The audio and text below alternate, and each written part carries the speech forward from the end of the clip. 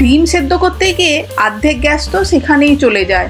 আজকে তোমাদেরকে শর্টকাটে ডিম সেদ্ধ করে দেখাচ্ছি প্রেসার কুকারে, আর তার সঙ্গে ডিমের একটা ভিন্ন স্বাদের রেসিপিও শেয়ার করব। আশা করি তোমাদের ভালো লাগবে বন্ধুরা। Welcome to my channel world of পাঁচ ফোড়নে। আজকে নতুন একটা ডিমের কারি রেসিপি দেখাচ্ছি।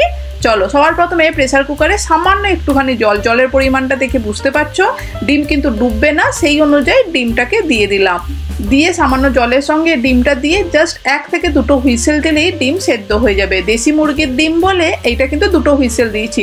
যদি সাদা ডিম হতো, নর্মাল পোলট্রির ডিম হলে 1টা হুইসেল দিলেই কিন্তু খুব ভালো সেদ্ধ হয়ে যায়। এবার তোমাদেরকে দেখাচ্ছি, দেখো চামচ বা খুন্তির সাহায্যে ভেঙে কি সুন্দর ডিমটা ভেঙে যাচ্ছে, আর সেদ্ধটা একদম পারফেক্ট হয়েছে সেটা দেখেই বোঝা যাচ্ছে।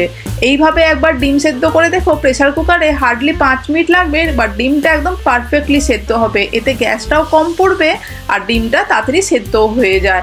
নয়তো জল ফুটে ডিম সেদ্ধ করতে বেসিক্যালি পোলট্রির ডিম নয়, কিন্তু দেশি মুরগির ডিম বা হাঁসের ডিম সেদ্ধ করতে বেশ খানিকটা টাইম যায়। এই প্রসেসটা একবার ফলো করে দেখতে পারো। এরপরে আমি ডিম আর আলু এখানে কাট করে নিয়েছি বড় বড় করে। ডিমগুলোর আর আলুটার মধ্যে একটু সামান্য নুন আর হলুদ দিয়ে ম্যারিনেট করে নিচ্ছি। বেশ ভালোভাবে ম্যারিনেট করে নিলাম আলু আর ডিমগুলোকে।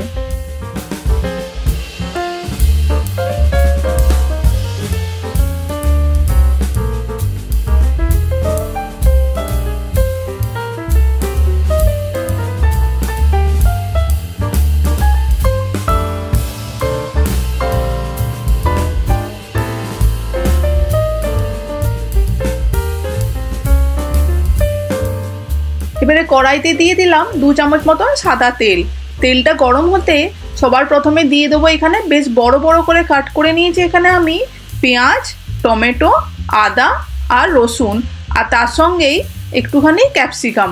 সব কিছুই কিন্তু আমি এখানে বেশ বড় সাইজের কাট করেছি। ক্যাপসিকামের পরিমাণটা কিন্তু কম। আদা রসুন আমি এখানে 1/2 ইঞ্চি আদা, একটা মিডিয়াম সাইজের টমেটো, মিডিয়াম সাইজের পেঁয়াজ আর রসুন 3-4 কোয়া, সব কিছু কিন্তু তেলের মধ্যে বেশ ভালো করে নেড়ে চেড়ে 2 থেকে 4 মিনিটের জন্য একটু ভেজে নেব। একটু কালারটা চেঞ্জ হয়ে এসছে, যখন ভাজা ভাজা হয়ে এসছে দেখে বোঝা যাচ্ছে কাঁচা ভাবটা চলে গেছে, আমি তুলে কিন্তু এটাকে সাইডে রেখে ঠান্ডা করতে রেখে দিলাম। এরপরে তেলের মধ্যে সবার প্রথমে আলুগুলোকে দিয়ে দিলাম। ম্যারিনেটেড আলুগুলোকে 2 মিনিটের জন্য নেড়ে চেড়ে একটু লালচে করে ভেজে তুলে রাখবো। আর সেম প্রসেসেই আমি আলুটা তুলে রাখার পরে ডিমটা যেটা ম্যারিনেট করেছিলাম নুন হলুদ দিয়ে, ডিমগুলোকেও একটু হালকা জাস্ট ভেজে নিয়ে তুলে রেখে দেবো। বেশি কিন্তু লালচে করে ডিমটা ভাজছি না, একটু হালকা কালার আসতে ডিমগুলোকেও তুলে রেখে দিচ্ছি। ডিমটা দেখে বুঝতে পারছো খুব ভালো সেদ্ধ হয়েছে না। এরপরে যে মশলাটা আমরা ভাজলাম সেই মশলাটা ঠান্ডা করে নিয়েছি। অবশ্যই ঠান্ডা করেই কিন্তু মিক্সার গ্রাইন্ডারে দেবে, নয়তো কিন্তু মিক্সার গ্রাইন্ডার থেকে ফেটে বেরিয়ে আসতে পারে মশলা, সেই রিস্ক একদম নেবে না। ঠান্ডা হয়ে গেছে মশলাটা। এরপরে বেশ ভালো করে পেস্ট বানিয়ে নিলাম। তোমরা চাইলে সামান্য একটু জল ব্যবহার করতে পারো।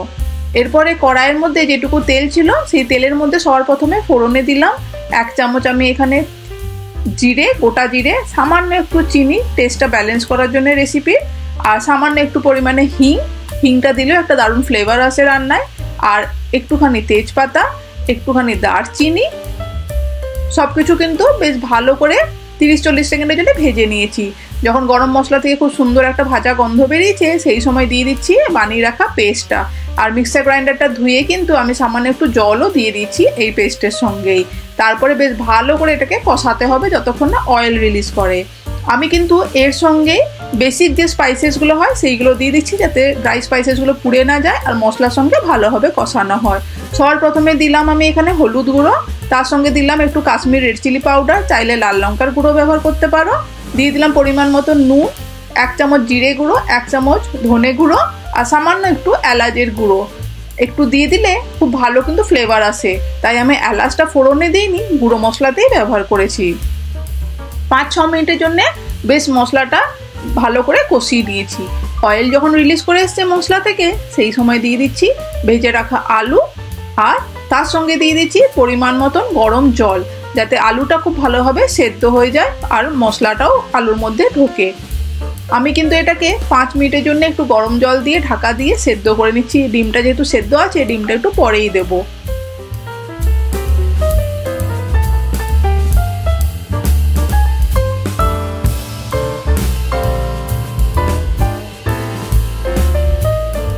5-6 মিনিট পরে ফেরত এলাম, আলুটা বেশ হাফ কুক হয়ে গেছে। সেই সময় দিয়ে দিচ্ছি ভেজে রাখা ডিম, আর তার সঙ্গে দিয়ে দিচ্ছি কয়েকটা কাঁচা পাকা কাঁচা লঙ্কা। সব কিছু দিয়ে ভালো করে নেড়ে চেড়ে মিক্স করে আবারও এটাকে ঢাকা দিয়ে দেবো 5-6 মিনিটের জন্য, যতক্ষণ না ডিমটা বেশ ভালো কালারটা চেঞ্জ হয়ে আসে আর ঝোলের কালারটাও চেঞ্জ হয়ে যায় আর আলুটা খুব ভালোভাবে সেদ্ধ হয়ে যায়।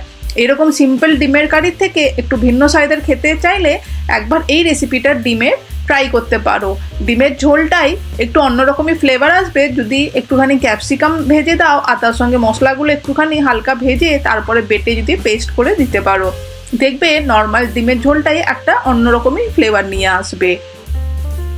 ডিমের ঝোল কিন্তু কমপ্লিটলি রেডি হয়ে গেছে। আমি গ্যাসের ফ্লেমটা অফ করছি আর তার সঙ্গে সামান্য একটু গরম মশলা উপর থেকে দিয়ে দিলাম, দিয়ে মিক্স করে এবার এটাকে সার্ভ করে দেবো।